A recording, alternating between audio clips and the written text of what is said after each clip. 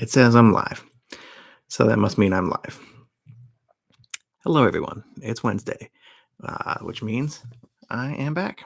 I'm back with my rather large stack for the week. Here it is. This is everything I got from the local comic shop, Mill Geek Comics, today. One of these comics in here, at least one of them, I'm pretty sure only one of them is from a missing book from a few weeks ago. And of course, as always, I am missing some comics from this week.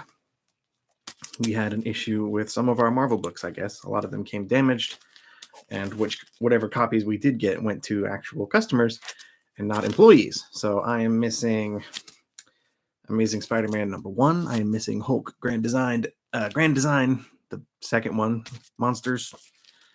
Just call it #2. Hulk Grand Design #2. I'm missing the new Silver Surfer Rebirth that came out today. I'm missing Alien, which I always look forward to. I love Alien. Missing that. Crimson Reign. I'm also missing Star Wars Crimson Reign, but that's okay. I'm not particularly attached to that series, so that's fine by me. As always, I'm giving my books a little bit of a shuffle.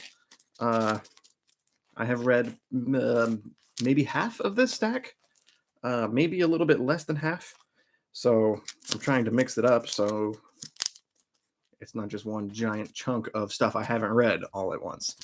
So that being said, I'm going to put this face down on the table and flip through them one by one and let you know my thoughts. Hopefully quickly. I'm trying to make these videos a little bit faster because sometimes they go on. I have all of those issues, and I also have 2 magazine size comics this week, as well as 2 trades. I know one of them came out this week. I'm not sure if this other one has been out for a while. I assume it has, but I got it today. So that being said, the first book on top of this stack, Bloodstained Teeth. Okay. I did not want to start with this one, but it's random, so here we go. This is a new image #1 today from Christian Ward, a favorite artist of mine. He does the main covers for this book and a lot of other cool covers. Just a really good artist.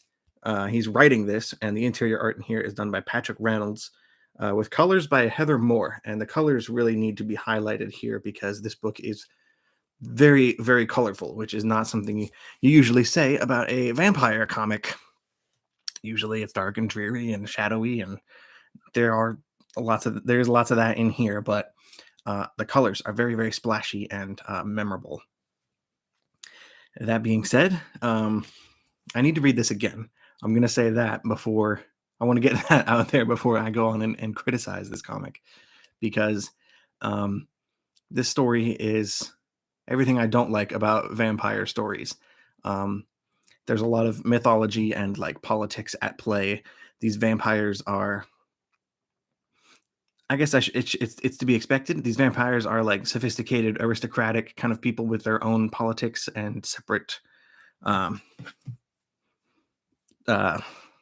hierarchies within their society.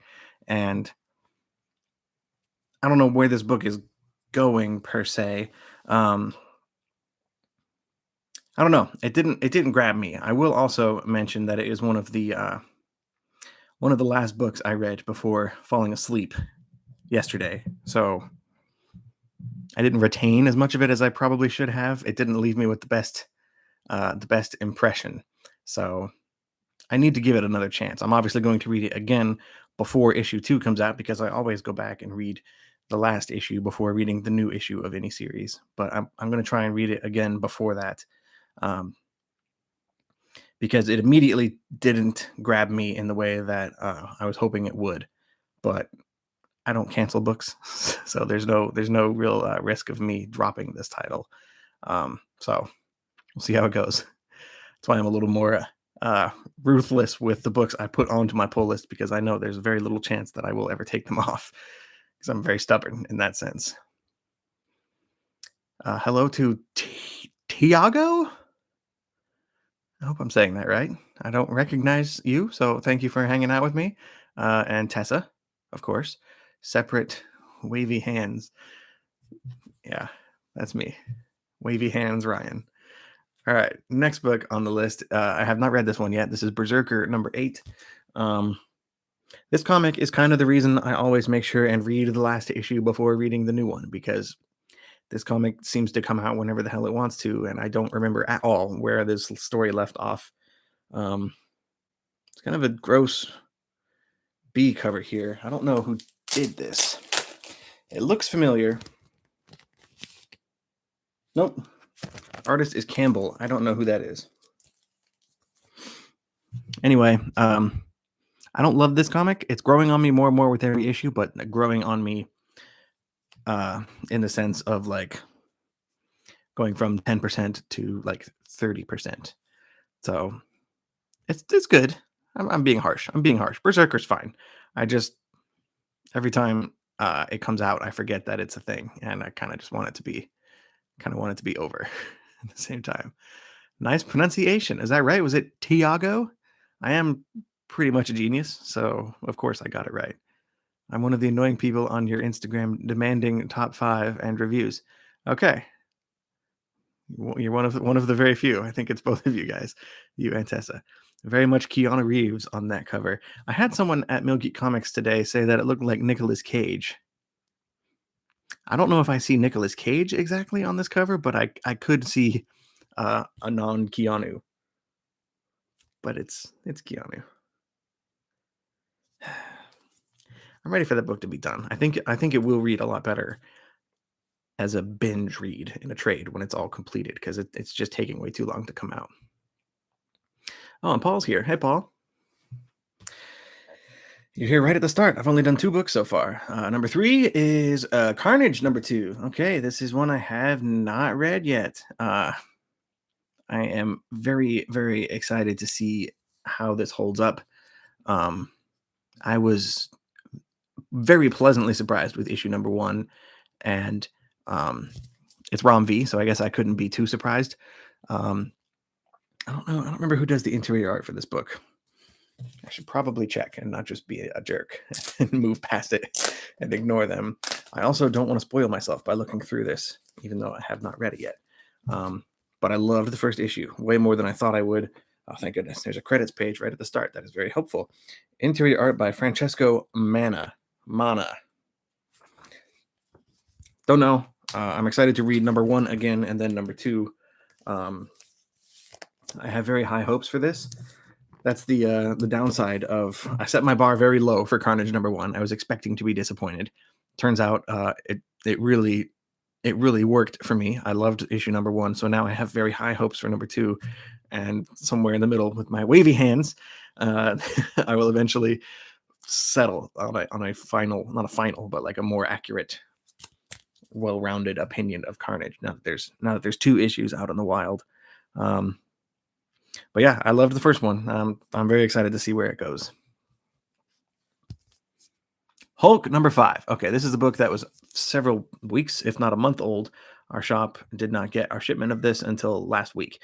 So now I am complete. I can read number 5. I'm actually going to have to read number 4 and then 5 and then 6. So I've got a little bit of a Hulk catch up to get through here pretty soon, but I'm excited. That also doesn't feel like the right word. I don't love this comic, but I want to, and I'm hoping with time it will grow on me, because I trust Donny Cates to build and get to somewhere really cool. So far, this series has just been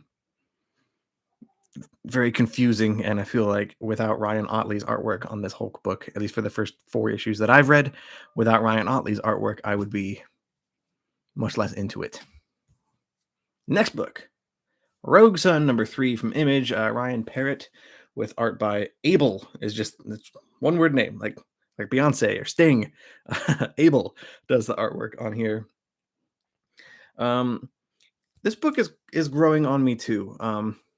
It's definitely a companion piece. It exists in the same universe as Radiant Black, which is one of my top 10 books of the year last year.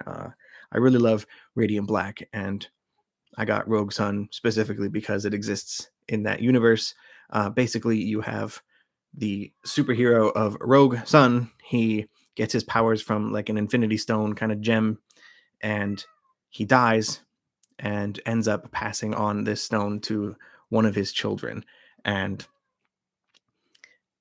this kid is a jerk. He's like a bully. And a lot of the conflict in this comic derives from his two step siblings beefing with him over the fact that they think they should have received this inheritance from their father. And this issue starts to delve into the fact that you are not only does this bully kid now have to take on the mantle of this superhero, the world doesn't think that guy is dead because they see this hero Rogue Sun flying around fighting crimes and doing his thing. They don't think anything's wrong. All of his supervillains don't think anything's wrong. So now we're starting to get introduced to various antagonists that already exist in this storyline. They already have a relationship with this hero character, but I don't know where this story can go or how long it can go on. It doesn't have the same emotional hook that Radiant Black does. I'm not as invested in the events of Rogue Sun as I was or am with Radiant Black. I think the writing is a little bit weaker here, but it's still a really good book. And as far as fresh superhero stories go, I'm much more invested in stuff like this than most things from Marvel, at least. Next book. Oh, I love this cover. I love this cover so much. This is Swamp Thing 12. Yeah, the Swamp Thing 12. This is the B cover by Liam Sharp. It's gorgeous. I have not read this yet. I try to save my most favorite books every week to read a little later. I want to make sure I get the ones I'm less excited to read out of the way. And it's an interesting way to do like a gut instinct evaluation of my pull list. Turns out I really like Swamp Thing. Go figure. And I wanted to read some of the other stuff I was less enthused about. I would, for example, if I had the choice to read Rogue Sun or Swamp Thing, in my scenario, I would read the one I'm a little bit less excited for between the two, which would be Rogue Sun. So that's probably the reason why I ended up reading that over Swamp Thing. But I've heard really good things about this issue of Swamp Thing, and that it starts to introduce some new elements to the overall Swamp Thing mythos. So I'm very excited to get into that. I'm going to grab this first trade from this pile. I got the trade collection of Maniac of New York from Aftershock. It's got a cool, I don't know, I'm trying to catch the light, but there's a cool, the gloss on the hand and the knife in the foreground is different than the more matte texture in the background, which I do like that. I loved Maniac of New York. It was a cool 5-issue series from Aftershock last year. It's a slasher movie in comic book form, and if you're a big horror fan like I am, this is a pretty cool read. It's very quick. It reads very fast. It's just cool. I like the art in here by Andrea Muti. I never know how to pronounce that last name, but I say Muti, which kind of works because I feel like the art is muted in a sort of way. I don't know if I'm making any sense or if that's just a word that comes to mind because that's very similar to his name, but it's just very intense and spooky. And I believe I sold my single issues of this run, so I'm glad I now have a book of it forever that I can put on my shelf behind me somewhere right around here in the M's, because that's how the alphabet works. Maniac of New York Volume 1, one of my 2 trades that I picked up today. Plop it right down there and move right along. Hello, Steve. We have Demons number 2 from Scott Snyder and Greg Capullo over at Dark Horse. Have not read this one yet either, but I liked the first one enough to jump onto all 3 of these. I did read issue 1 on Comixology when this originally came out. I never went past that point, so this is a new territory for me, but I liked this book in spite of the fact that I should not like this book. This is every genre and story kind of trope that I have admitted to really not liking over and over. It's got demons. I mean, it's literally in the title. We have demons. This book has demons in it.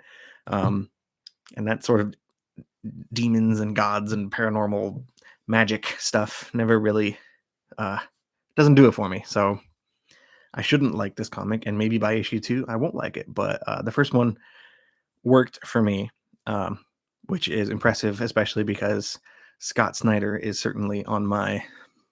I am falling out of love with Scott Snyder as time goes on. So this is a good uptick for him in my book. Next book, this is a thick one. Okay, I was going to guess this because I could just feel that it is bigger. This is Thor number 24/750. Have not read this one yet. Not really looking forward to it. This is a $9 cover price, and there's a rotating assortment of writers and artists in here doing various short story type things. It says Donny Cates and Nick Klein at the top, so I imagine / really hope that part of this story at least will deal with the main plot of this actual Thor comic that we've been reading this whole time. I don't really care so much for these oversized anniversary specials. The fact that you got to pull in old creators to tell usually out of continuity short stories to just I don't know. It feels like they're trying to fluff it up and bump up the page count and the cost at the end. And it is an anniversary. It is 750. That is a big deal. So I don't want to, talk down too much about that element of it. But I kind of just want a normal issue of Thor, especially because I know next issue is going to be number 25. So I'm sure there's going to be some sort of. I will be a little bit shocked if issue 25 of Thor is anything. I would be shocked if it was a plain $4 comic. I'm imagining it will at least be $1 or $2 more and a little bit thicker too. Just give me a normal story. I'm hard to please. Oh, it's unfortunate that these two are back to back. This is another thick one. This is Justice League 75, The Death of the Justice League. I was really hoping the fact that Brian Michael Bendis was off of this book would it really help improve in my mind. That was not the case. I still don't like this comic. I felt this comic in particular, this issue of Justice League, it's like the finale of Justice League. It's called The Death of the Justice League, and it's not wrong. The title is not wrong. They do die at the end. I don't think that counts as a spoiler, but while reading it, I just I need to read it again, and I will read it again before it's a prelude to the Dark Crisis event that's coming up soon from DC, and a lot of this issue is build up to that and teasing that event, but that really just boils down to a villain preaching at a group of heroes in one room and cackling and telling them his big evil plan, and then they die at the end. And I just really felt, after I was done, my immediate instinct, my immediate reaction was, I wish I had just skipped to the last couple of pages because I would have saved some time. I know that's harsh and I know that's wrong, so I need to go back and reread it, but it did not make me want to go back and reread it. This is like a one-shot issue done by Joshua Williamson. That is his first name, right? I don't know. I'm all of a sudden questioning whether or not his first name is Joshua, but he's got a few books out this week. I didn't love this one. It's kind of a thankless task. I mean, he had to just come in for one issue at the very end and sort of wrap. Oh yeah, that's what Tessa's saying right here. Well, one dude had to tie up a whole run in one issue. That's not really fair to him. Yeah, and also this issue has a lot more to do with Williamson's sister series, Justice League Incarnate, which is like a multiverse where you have a different universes, Superman, a different universes, Flash and Batman all kind of joined together to make a multiverse sort of Justice League. So that's also being written by Joshua Williamson, and that is crossing over with the main Justice League here. So really, it has more to do with that series than it does with these previous 74 issues of Justice League. Disappointment. I was disappointed, and this makes me not excited for Dark Crisis. I wasn't that excited for that event to begin with, but this prelude issue doesn't help in my mind. Saga. This is number 58. Yeah, 58. I'm just going to start by saying I'm in love with this little frog drummer back here. He is quickly becoming my favorite character in Saga right now. I have been pretty vocal about not or thinking Saga was overhyped or overblown or overrated, etc. In preparation for this book finally coming back, I went and I binge read all three down here. You can see them, all three of the deluxe Saga hardcovers. I read them really fast. I read them all in one sitting. I read each of them in one sitting, I guess. And each one of those hardcovers is 3 trades, and that's a lot of plot and a lot of characters and what? Hi. It's a lot to throw at you in those books, and I was overwhelmed. I don't know if that's exactly the right word, but it was like a whirlwind of like, now we're going to this planet, we're doing this thing, we're meeting this person, we're having this fight, and this new other person is getting dragged into the conflict, and oh, remember this guy from 10 issues ago, he's back now. And there's a lot that Saga throws at you, and it moved really fast, and that's my fault for reading it so fast, but I really wanted to get caught up. And I read the last issue last month, and I'm current. I'm ready to go. I am 100% current on Saga, and I like it so much better in this single monthly format than I do waiting for trades or hardcovers and binge reading Saga. I was going way too fast. That's what I realized, and I especially appreciate the letters pages at the back and all of the letters from the fans and the contributions from Brian K. Vaughan in the back. It just makes you slow down and take more time. There's just a lot of content in these issues, and especially for being $1 cheaper than most comics, it's just really appreciated. And I think this book, more than most other books on my pull list, I think I really need to read this singles month over month, or at least doubles for me, because I always read the last issue before reading the current one. Not Nearman says dead forever until they reboot the universe all over again at the end of Dark Crisis. I really hope that doesn't happen. I kind of like where the DC universe as a whole is right now. I don't want another reboot. I don't even really want another big crisis level event. I still haven't read Death Metal either. I need to get around to that. What are you gonna do, kitty? You gonna sit here? Okay, sit here. Stay low. All right. I'm gonna grab one of these big books. I got Rogues number 2. Haven't read it yet though. I'm excited. I like the first one. Although I did not think the art in here was.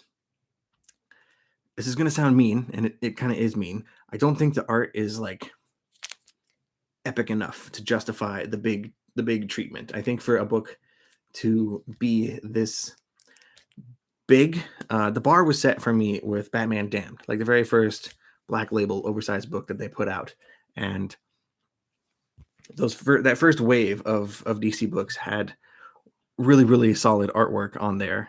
You had Stepan Sejic on Harleen, and you had Andrea Sorrentino on Joker Killer Smile.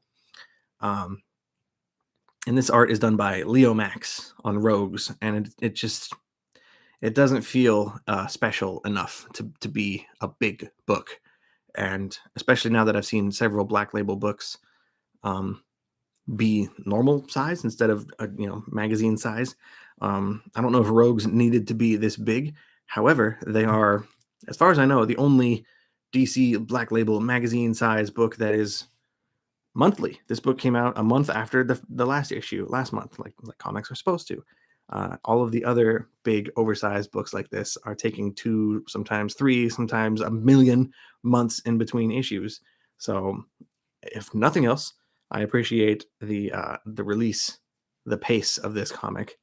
And I did really like the first issue. It has a nice ground street level vibe where you have the washed up Captain Cold several years after going straight, kind of regretting the way his life has turned out. And it's just a cool, realistic, grounded look at life after a life of crime. It's a perspective you don't really get. actually enjoyed Doomsday Clock. I thought that was going to go somewhere, and of course it went nowhere, but I do understand that this is a multi-million-dollar business. The train got to keep rolling. I only read like the first issue or two. Doomsday Clock was coming out as I first got back into comics with Comic Tom in 2018, but I liked what I read enough. I do enjoy the team of Jeff Johns and Gary Frank, and I have Absolute Doomsday Clock pre-ordered. Hi. I also have Absolute Watchmen over here.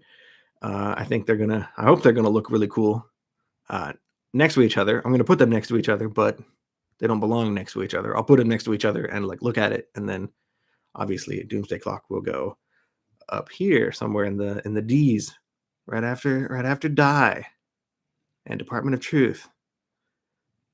I shouldn't know my bookcase that well. Of course I should. What am I saying? Those are my books. I know what they are, even backwards and very small. Hotel Volume 2, Number 5. Have not read this yet. I almost don't want to read this because I don't want this story to be over. Hotel was the first volume of Hotel was the first book I read from AWA back when they first started in 2020. So Hotel kind of has a special place for me, and I have enjoyed this second volume of Hotel quite a bit. It's a creepy anthology series about this kind of sketchy motel it's a motel. I don't know why they call it hotel, so they can make this make this spell hell when you block out the letters. But it's a motel where you can drive up to the rooms. As an ex-hotel employee, I know the difference, or just as a human being. Regardless, this is a cool anthology series where each issue deals with a different person or family or whatever, different people checking into different rooms of this hotel over the course of time, and the scary things that happen to them in this hotel. I don't know if it's part haunted. Some of these issues deal with like ghosts and other things like that in the hotel. Some of the issues deal with this scary like biker gang that is tracking down a girl who's hiding out in the hotel, trying to get away from them, because I think she used to be a part of the biker gang, but she got scared and decided to run, and now they're trying to track her down and kill her. So she's hiding out of that hotel. That was one issue. It was a little more grounded. Most of these issues seem to involve people seeing ghosts in the walls or like in the woods behind the hotel. It's just really creepy, and it works in that same sort of Ice Cream Man silver coin sort of way, where it's like you get one burst of a story in one issue, and then you can check out, you can check in at any time. Oh my god, I did not mean that as a hotel pun. You can drop in and out at any time of these anthology series, and still get what's happening without needing to read the whole run. However, Hotel does have a lot more connective tissue between each issue than I would say either Ice Cream Man or Silver Coin has. Paul says it's crazy how many people use the phrase "I got back into comics." I also took a 20-year hiatus from comics. Yeah, I think people's interests ebb and flow. That's just how that goes. 20 years is a long time, though. I was only out of comics for 5 or 6 years, but I was reading like trades and stuff and digital comics. I just wasn't going into the shop every Wednesday and having a pull list and all that. That was a brief period in 2011 and 2012 for me, and then the last 4 years. Next book on my stack is Bylines in Blood. This is number 4 of 4 from Aftershock Comics. This is the final issue of this series. I am literally the only... No, you can't go that way, or you can just run across the table. Okay, I'm the only person at my shop who's getting this book. I didn't love it. I gotta say, I didn't love it. By the end of it, this last issue didn't really hook me. The story was pretty cool. It's about a reporter trying to track down the murderer of her mentor gets murdered, and she's trying to track down whoever did it. And it takes place in this near future sci-fi world. And the part that I love most about this comic is the colors. This is another book that's done by an artist with one name. Aniki, Anek, Aneke. They're right there at the end of this list up there. Anik, whatever. I've never heard of them. I've never encountered their artwork before, but they do the pencils and the colors. And this book does have some very colorful moments in it that are pretty trippy. Well, trippy is not the right word, but they pop. The colors pop. And the art is pretty good, but the overall detective story lost me by the time it wrapped up here with number 4. I just didn't care. I literally skimmed this last issue. I got about halfway through and realized this is over. I still don't care what's happening. I don't really care who did it. And I just breezed through it, and now it's over. Aftershock Comics has kind of been disappointing me lately. I did not like this book. All in all 4 issues, I did not really like this book. Maybe, and I don't want to say maybe, I think definitely it would read better all at once. I think a detective murder mystery type story especially needs to be read or experienced pretty quickly. I think pausing in between for a month at a time for chapter breaks or anything like that was one of the issues I had with The Good Asian, even though it's one of my favorite books. I think the monthly release schedule for a serialized story like that really constricts the mystery genre more than any other type of comic that I can think of offhand right now anyway. So 4 issues. It's not the longest series. I'll probably read it all at once before I get rid of it in some fashion, but not my favorite. Not my favorite. And it's hard for me to think of the last book I loved from Aftershock. Even the second volume of Maniac of New York from Aftershock, which just recently wrapped up, I did not like that as much as volume 1 of Maniac of New York. I probably won't get that trade either. I thought that had a really cool start. Issue 1 of the second volume of Maniac of New York, The Bronx is Burning. I liked number 1 and even number 2 of that one. By the time it ended with issue 4, I didn't care. It just, maybe 4 issues is too short. New Bern, number 6. Speaking of mystery comics, this is one that's done right. And I think there's something to be said for the fact that this series, New Bern, these are mostly standalone issues. It's not exactly standalone. Like, I don't think you can jump in on issue number 6 and fully get what's going on in this plot line. It's standalone in the sense that like CSI is a standalone kind of series. Like, as long as you have a familiarity with the premise and a general understanding of who the characters are, you can pop in on any episode and pretty much follow along with what's going on. You get the same sense of that same kind of structure is at play here in New Bern, but it's with a much smaller cast of characters, and it's obviously leaps and bounds better than something like CSI. But that's to be expected. It's written by Chip Zdarsky, and basically you have New Bern, who is basically a detective for the mob, and he joins up with this girl, Emily is her name. In the first issue of this book, she is like a witness at a crime scene, and he ends up kind of recruiting her to be his partner.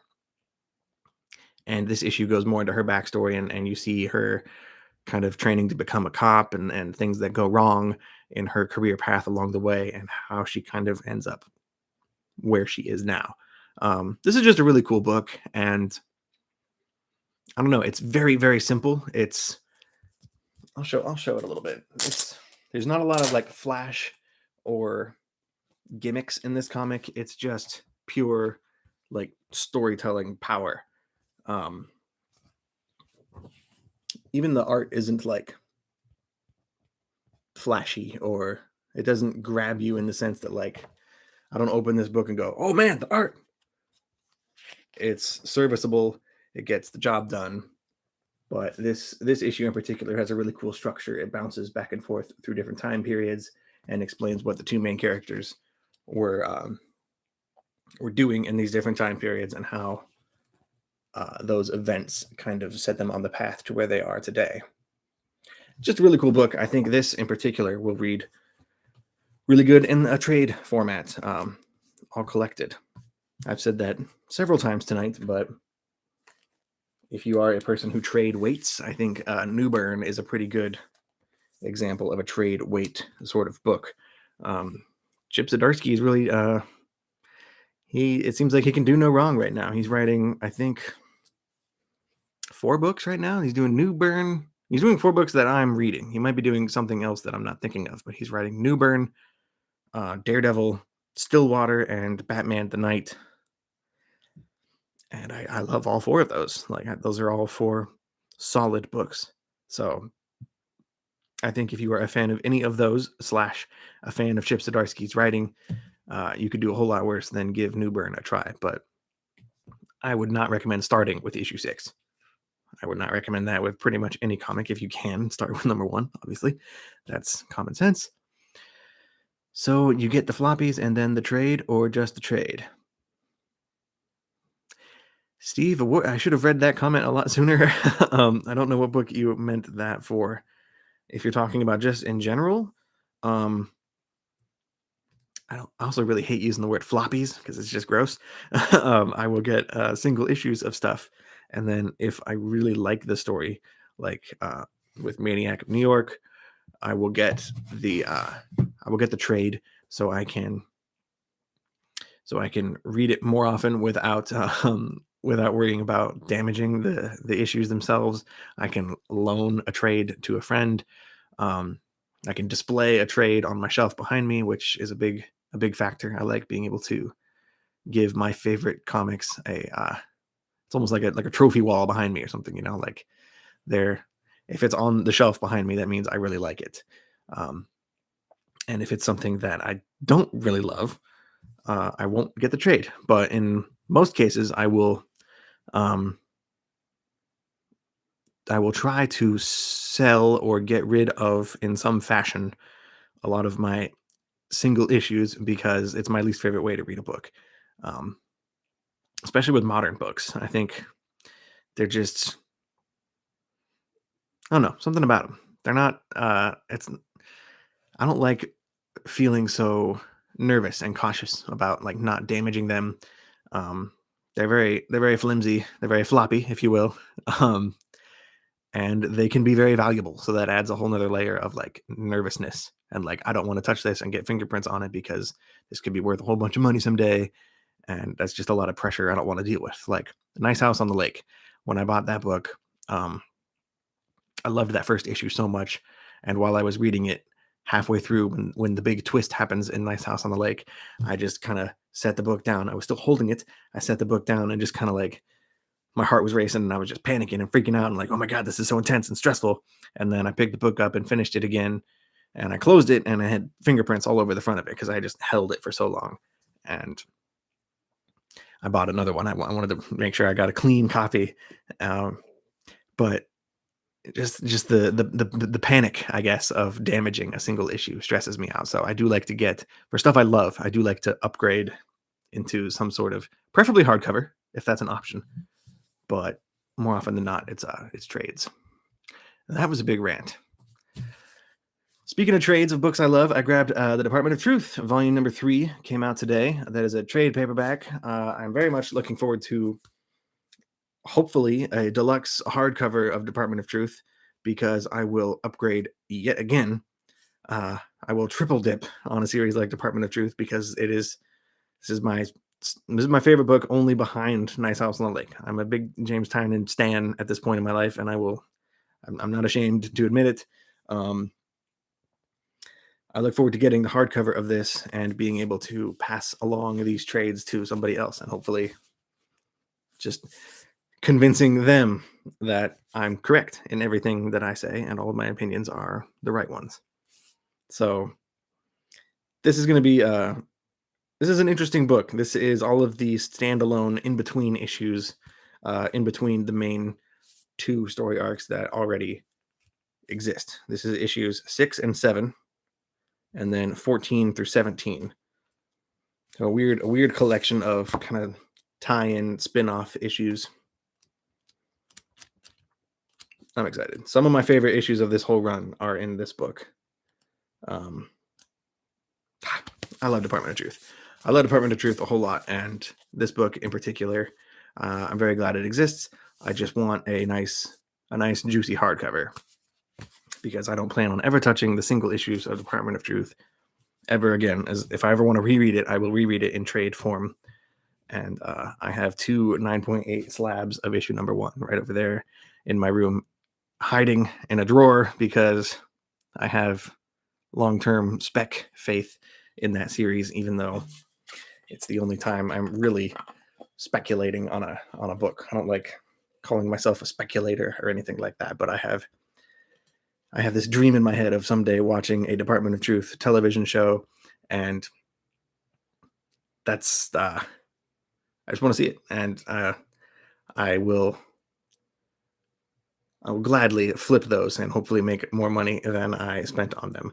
They're not my copies. I still have my raw. I'm subscribed to the B covers for Department of Truth, so I have the Jenny Frizen variant for issue number 1, and the variant for every issue of Department of Truth still in my short boxes out in the living room. So I just bought 2 9.8 slabs off of eBay, but before they got too expensive. I was willing to pay the price I paid, and I'm satisfied. I got it for like $80 each. So hopefully that is not a bad investment, but I don't think that's the case. But it's my first time buying a slab it's my first time buying a slab, period, but also strictly for buying anything strictly for speculation and eventual flipping purposes. So I'm hoping that pays off in the long run. We'll see. Next book, this is Action Comics 1042. This variant by Julian Tutino Tedesco. He's been doing the B covers for this Action Comics run for quite a while, and all of them have been stunners.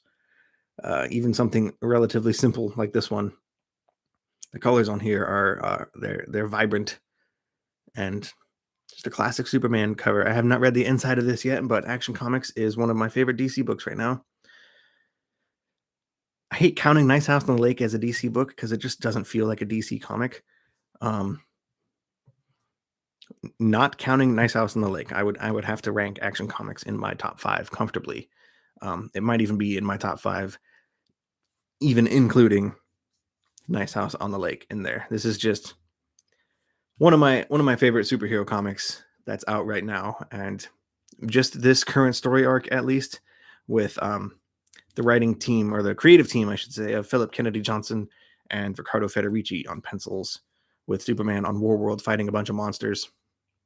Yes, Steve. I'm going to open this and show you.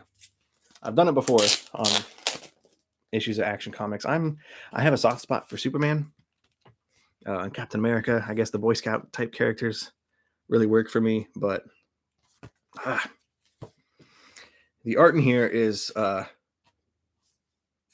very good. This isn't the best example, but this looks like Lois Lane and Jonathan Kent.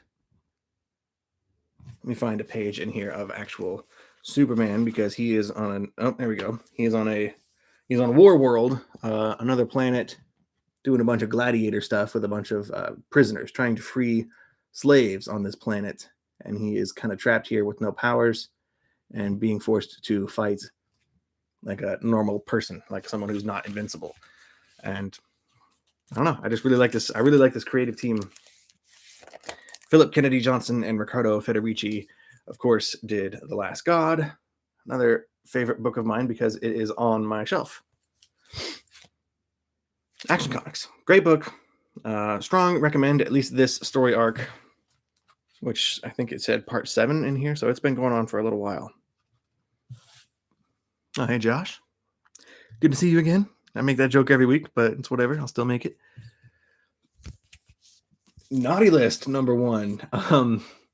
This is one of those instances of me putting a book on my pull list months ago when I'm going through the catalog, and then forgetting about it until the day it gets in my hands.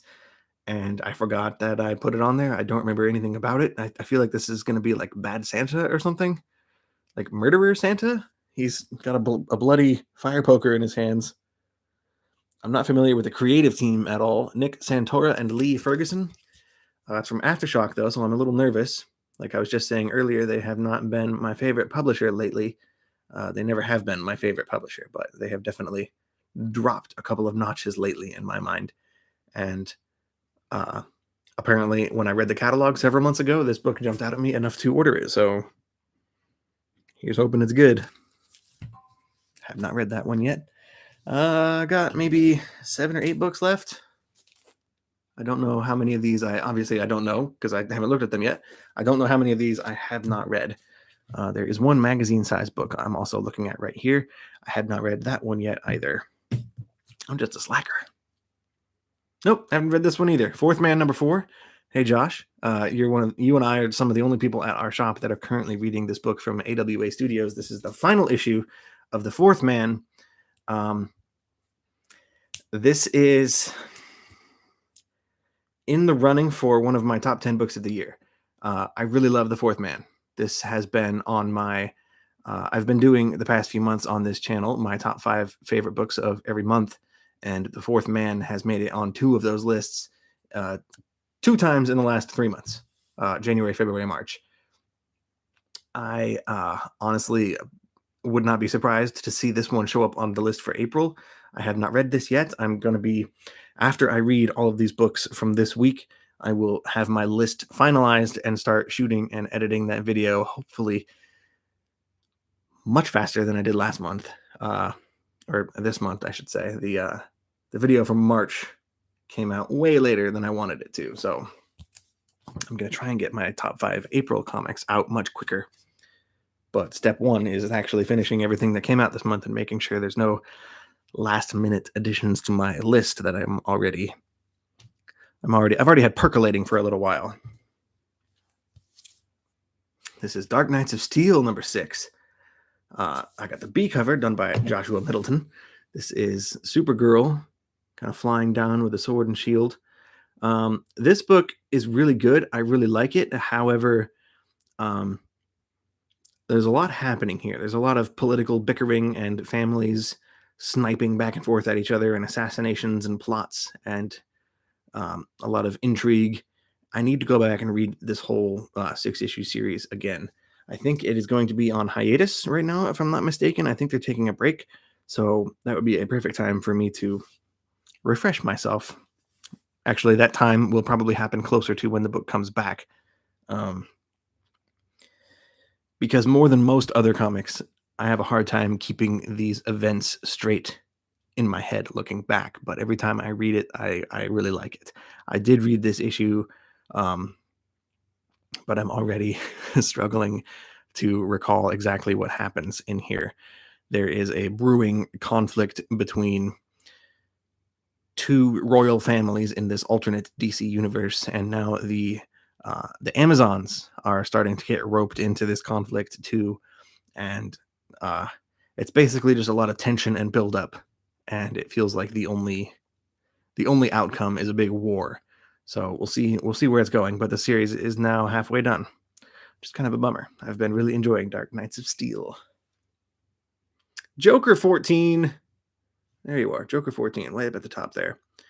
This is, I don't know if this is the B or the C cover by Alan Qua. This is the B cover. I like all of these different versions of the Joker on posters in the background. I think that's pretty cool.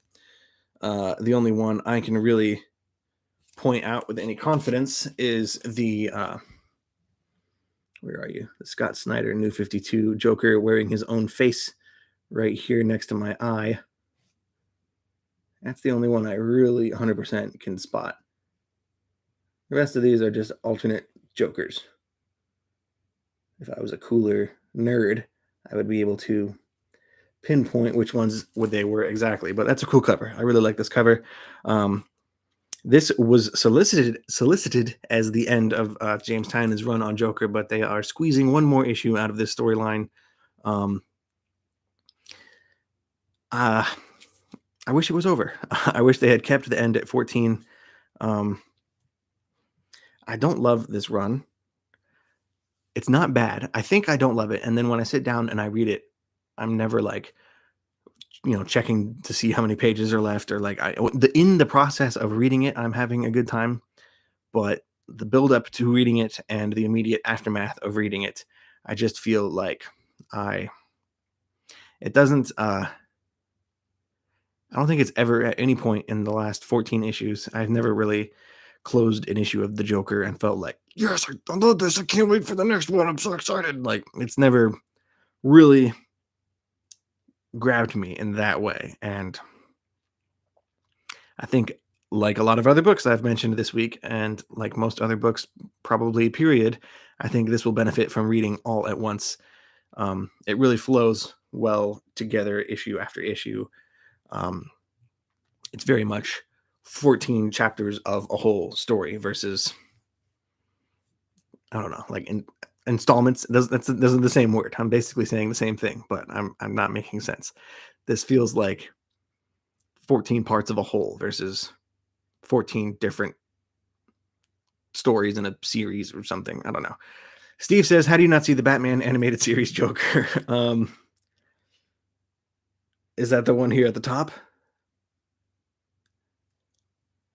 I guess it's that guy. This one? Right there? That guy? I don't know. They all look the same to me. They're all the Joker.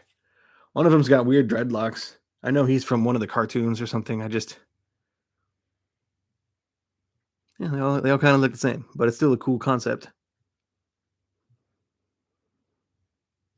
So that's the Joker. I'm not looking forward to the final issue because I think it feels like a last minute editorial decision where they're like, you can do one more. We can stretch this out. We can let the mystery hang for one more issue. But basically, it all boils down to the final question of whether or not James Gordon has actually murdered the Joker. That's sort of been the build-up and premise of this whole series so far. And it ends with Batman questioning Gordon after some event has happened during this issue. And I guess the resolution is going to be either he killed him or he let him go. And either way, I feel like it won't be that big of a surprise. I don't know. I just don't love this book. It will not be a book that ends up on my shelf behind me, even though I'm a big James Tynion fanboy. For the longest time, his work at DC has been my least favorite. Again, not counting Nice House on the Lake, but mainly his Batman book and Joker have been on my list of James Tynion books. Batman and Joker are at the bottom. So I'll be glad to see this over and to see him more fully step into the world of creator-owned stuff. Speaking of which, the final issue of The Closet dropped today on his Substack. I did not have time to read that yet today. I'm very excited to check out how that story ends. Tom and I broke that down during our big James Tynion Substack live stream probably a month ago at this point. And we released the standalone clip of that a few days ago. And it's probably my favorite thing that he's released on his Substack. And the first issue of that is coming to Image here pretty soon. So check out The Closet. Much better comic than the Joker. Detective Comics. This is fine, but the now that the world knows that the creative team on this book is about to switch up, I don't know if it's me or if it's me noticing it in the creative team, but I believe this is the final arc of Detective Comics from this creative team. Mariko Tamaki, the artist, has switched around a lot, but Mariko Tamaki has been writing. Excuse me. She's been writing Detective Comics for a while. I've only been reading it for the last year, but it has consistently been either, if not my favorite Bat book throughout the last year, then my second favorite. It's consistently at or near the top. I have loved Detective Comics all the way through for the last year.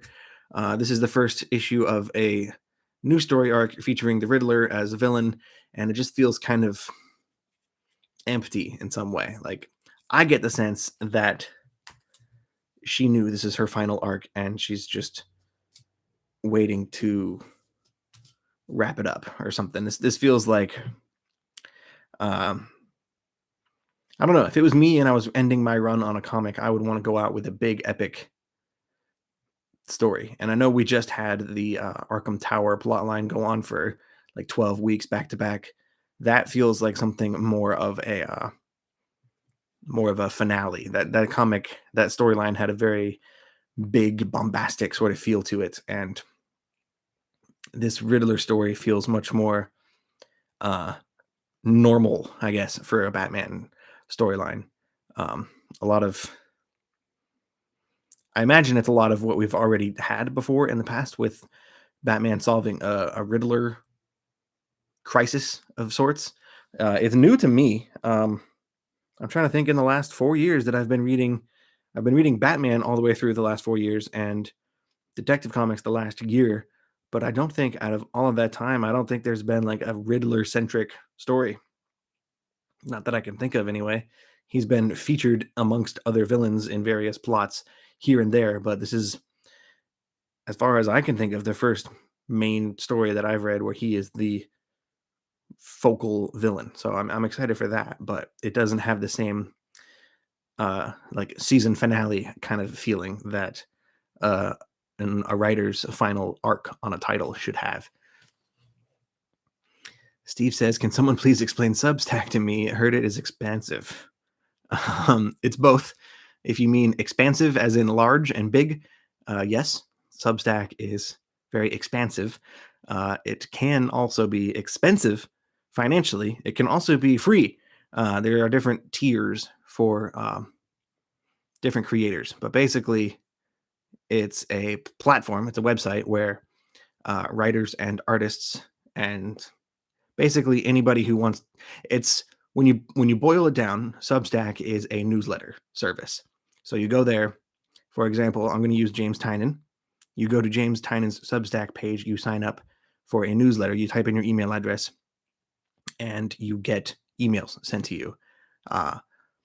If you don't pay any subscription fees at all, you get like a weekly update that he sends out to everybody who signs up, and he tells you, these are my books that are coming out every week. Like, he released 2 books this week, like Joker. He announced his Department of Truth that's going in there, and the Something is Killing the Children, which is one of the 3 books that are left in my stack here that I have not talked about. But if you pay, I think, $7 a month, you get access to all of the exclusive digital comics that are on there. You get to read everything that's behind the paywall on his Substack. And then if you're like me and you're a big old fanboy, you can drop the $250 platinum tier Onion Club membership is what he calls it. And you get exclusive variant covers mailed out to you over the course of the year. 6 throughout the whole year. And I've gotten 2 of them so far, and they are very pretty. So I'm excited for that. I just like the idea of supporting creators that you like. So yeah, $250 is a lot. It was a big risk, but it's going to be worth it. I'm going to get those covers signed and probably slabbed. I'm just looking forward to it. It's going to be really cool. I am looking into subscribing to Donnie Cates and Ryan Stegman have a joint Substack that they are doing together. Chip Zdarsky has one. Brian Michael Bendis has one. Tom King has one. A lot of comic creators are doing independent work on that platform. And if you have a favorite creator, it is a much more effective way to financially support a creator that you like, more so than just buying a comic of theirs. Getting access to a bunch of exclusive stuff. It's fun. It's a cool feeling. I'm currently subscribed. I'm paying for James Tynan's, and I'm paying $5 a month for Jen Bartel's Substack. She has an art Substack, which is pretty cool. I really like her artwork, so I decided to pay for that. And I'm subscribed for free to Kyle Higgins' Substack, the writer of Radiant Black. I haven't paid anything for that one yet, and I'm looking at the Donny Cates one. I'm going to do that, Donny Cates and Ryan Stegman, but there's just a lot there. It's a lot to absorb, and it can be confusing and scary if you don't know what it is before you jump in. But Substack to me has been a lot of fun. I've enjoyed exploring James Tynan's Substack for the last 3 months now, and I'm building up my portfolio of artists I follow on there, so it'll be cool. Just for 1 year, yeah, Steve, it's a $250 yearly subscription for James Tynan. So next February, I will have to re-up or not for another $250. But just if I wanted to, I could take the 2 variant covers that I have already received and sell them on eBay and make my money back, and then some, I think. So if that's your concern, it pretty much pays for itself at this point. It's kind of, I don't know. It's kind of shocking that more people aren't doing it, but at the same time, it's like I've said, it's a lot to. It's a big learning curve to jump into, and yeah, you should definitely already have a following, or I know some creators do Substack or Patreon, and they don't have necessarily the biggest following. They just want an independent platform to release content that isn't moderated. You don't have to go through DC editorial, or the higher ups at Marvel or Disney can't just cancel your book because like I've been thinking a lot lately about there's a Flash comic that's been advertised in a lot of DC comics this month. There was like a 3-issue tie-in series to the upcoming movie that was canceled because of all the shenanigans that are happening right now with Ezra Miller. And that's pretty unfortunate because the writer and artist of that book, they didn't do anything wrong. They had a job. It's a pretty big break to write a movie tie-in book like that, and now they don't get to release their title. So that sort of thing wouldn't happen if you were doing your own content on your own platform. But yeah, if you have a favorite writer, it's worth checking and seeing if there's a direct way you can support them versus just buying their comic books. Okay, I've got 4 books left. I'm going to just do this one right now because I haven't read it, and I know what it is because it's the last magazine-sized book I have. This is The Lion and the Eagle from Aftershock. This is a World War II comic written by Garth Ennis with art by P.J. Holden. Hi. I have not read this since issue number 1. I have the first 2 sitting right over there. I need to binge read all 3 of them. But I liked the first one well enough. It's a World War II story, but from the Japanese side of the war, and not like the Germans fighting the Nazis and the European front of World War II, which I think is the stereotypical World War II story. So I enjoyed issue 1 of this. I don't know how long this comic's going on for, but there's at least going to be an issue 4 coming out soon too. If it's anything like most Aftershock books, 4 or 5 issues. Excuse me. So I know one of these last 3 normal size comics I have, one of them is Something is Killing the Children. I don't know what the other 2 are though, at least not offhand.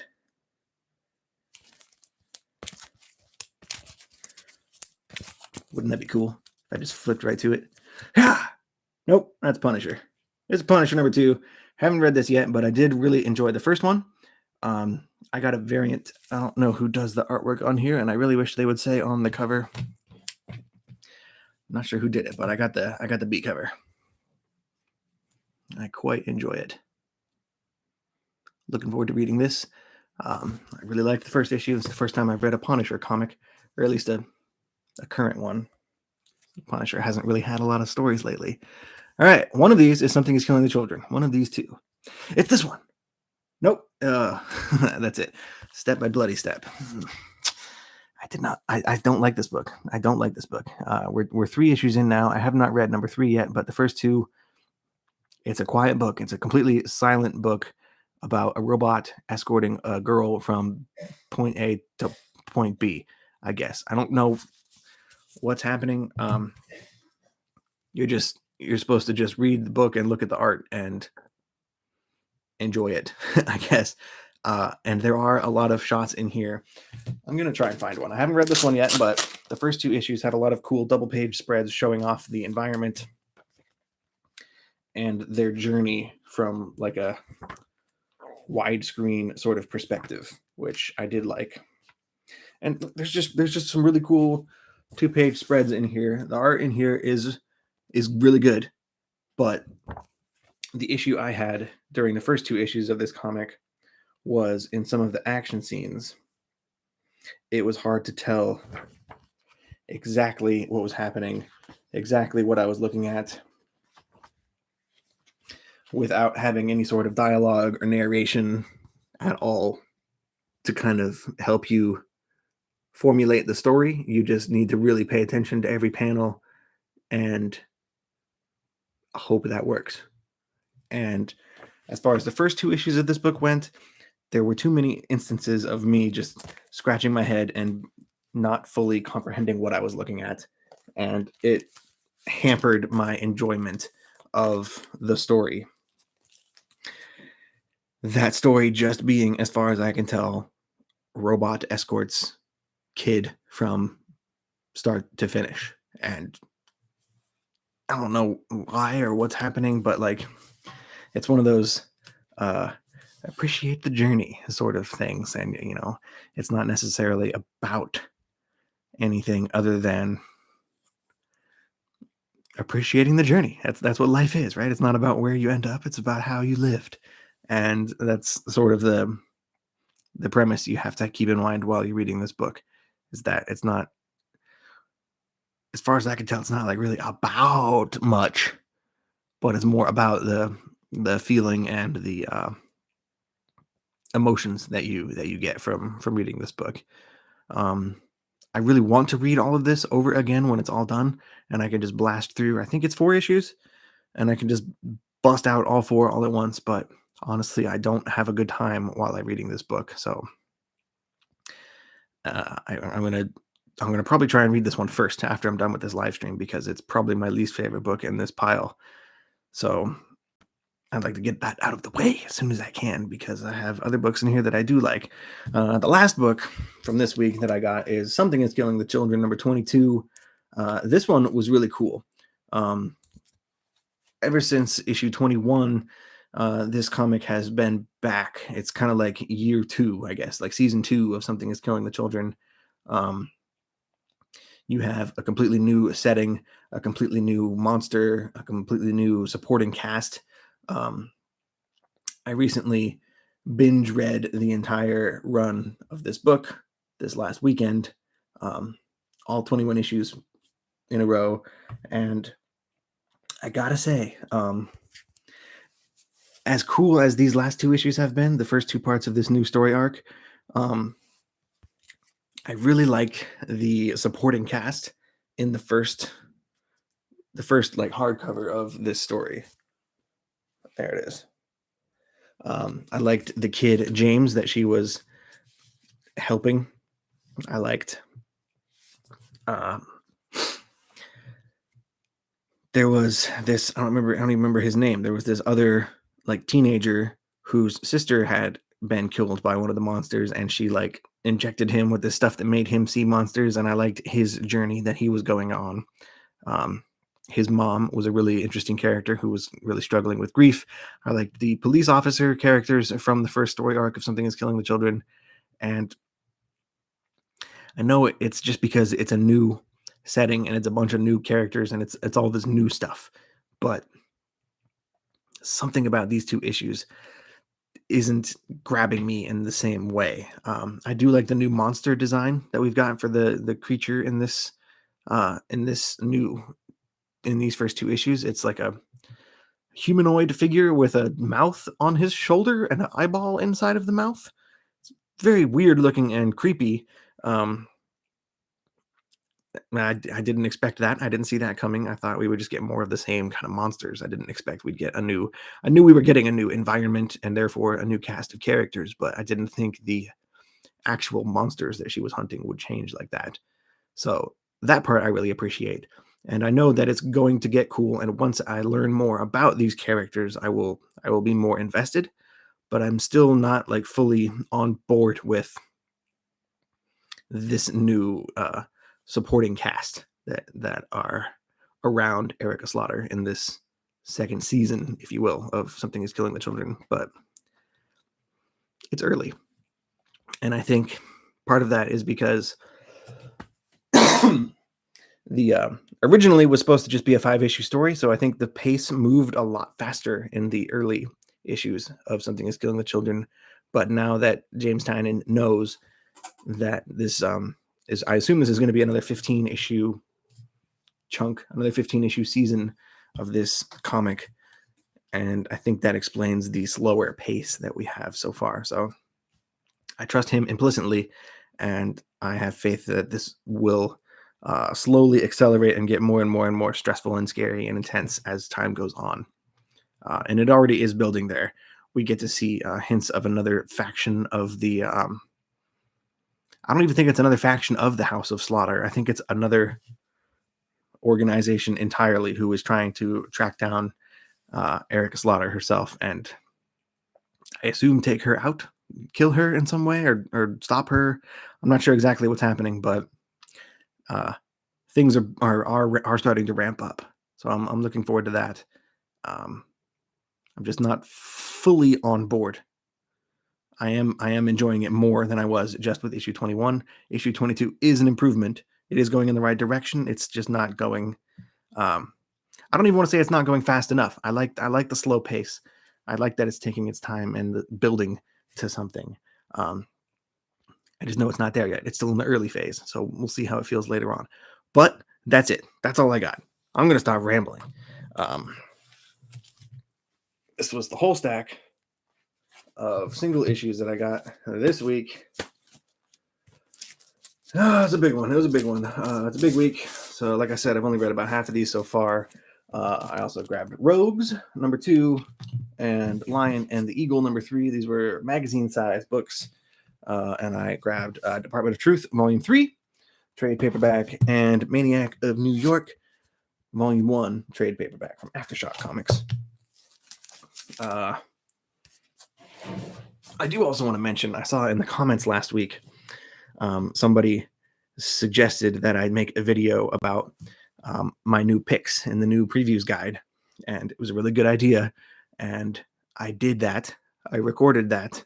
I went through the whole catalog on camera and recorded. I didn't do it live. I should have. I'm probably going to do that next time because I screwed up. Something screwed up. I think the audio had a big echo in the background. I think it was recording from my microphone and my laptop at the same time. And it was a weird double. I couldn't use it. I couldn't use the clips I did. It was probably going to be like a 2-hour video. It was a very big, it was me going through the entire previews guide and saying what I liked, what I didn't like. It was fun. I'm going to do that again next month and figure out the audio issue. I might just end up doing it live. So if that sounds cool, then stay tuned for something like that in the near future. Not the near future, I guess, in about a month or so, a little less than a month. In the meantime, I hope to get my top 5 comics for April video shot and edited within the next few weeks. I want to try and get that out as soon as possible, as soon as I possibly can. Since it's the last Wednesday of April, there's no other books coming out this month. So everything I have here, I have to find. I already have 5 picked, which is a small amount. I'm not going to have that many honorable mentions this month. We'll see how it goes. But so far, I'm not in love with a lot of books this month. It's been a weird month for comics. But anyway, I said I was going to be done. I said I was going to stop rambling, and it's been 1 hour and 14 minutes. So thank you for those of you who have been here that whole time. Thank you anyway. If you're watching this live or watching this later, means a lot. So hit the like button, and I will see you guys in a week. Later.